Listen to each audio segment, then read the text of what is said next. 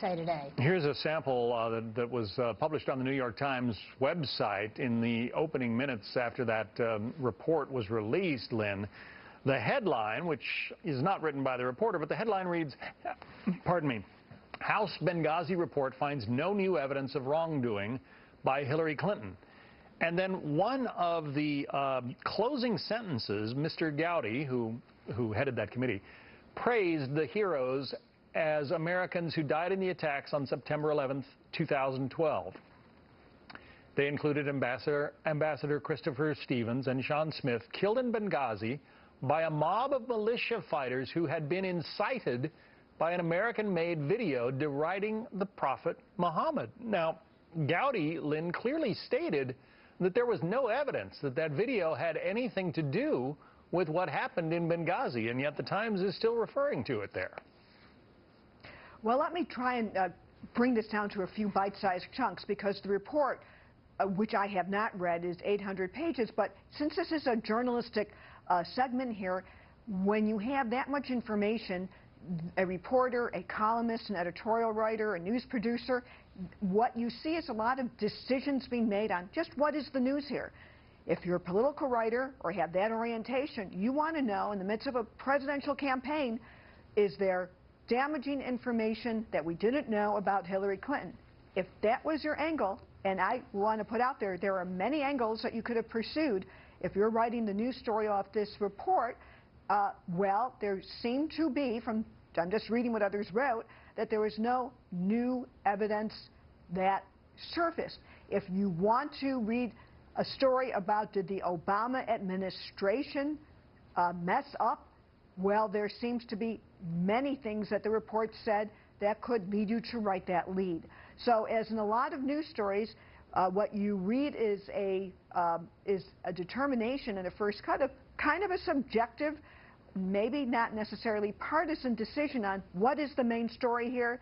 And I just want to put out there that there were many stories, and what you might say is media partisanship, I think is just viewed from the lens of what the task at hand was for the writer or producer. But the report, Judy, found monumental errors at the State Department, at the Pentagon, at CIA. Now, but it doesn't ascribe blame to any individual. But, you know, I mean, Harry Truman had the buck stops here on his desk.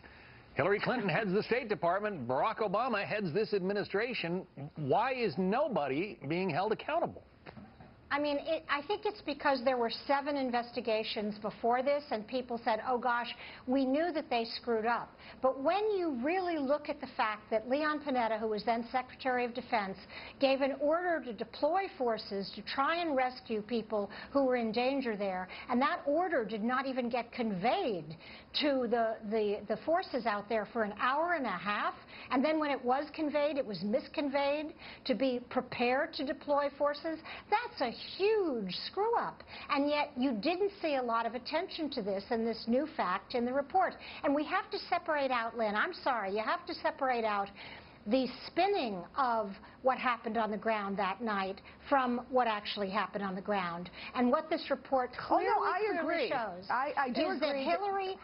Okay, is that Hillary Clinton made a statement that she had reason to believe was not true, that she in fact contradicted in her private communications to the Libyan ambassador and Chelsea and the Egyptian ambassador.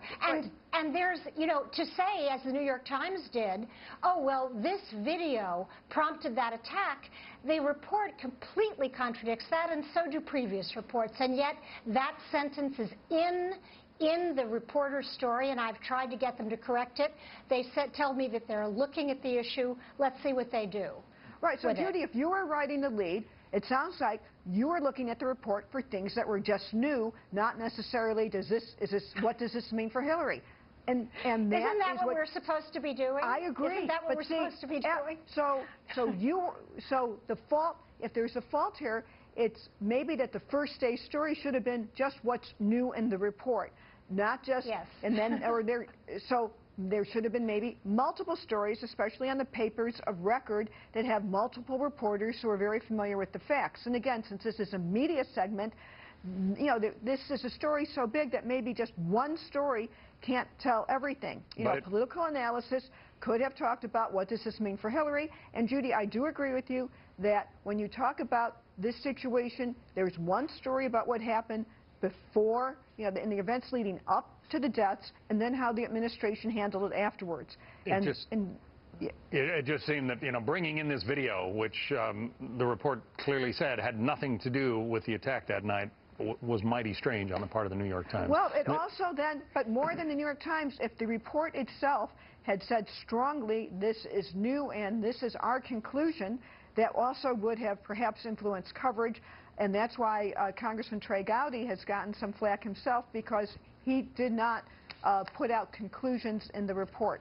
So you have to factor that in too, don't you? He did say that publicly, though, however. No did. video. All right. Lynn Sweet, Judy Miller, we have to run. Thank you both. Thank you. Thanks, John. Thanks, Lynn. Thanks, Judy.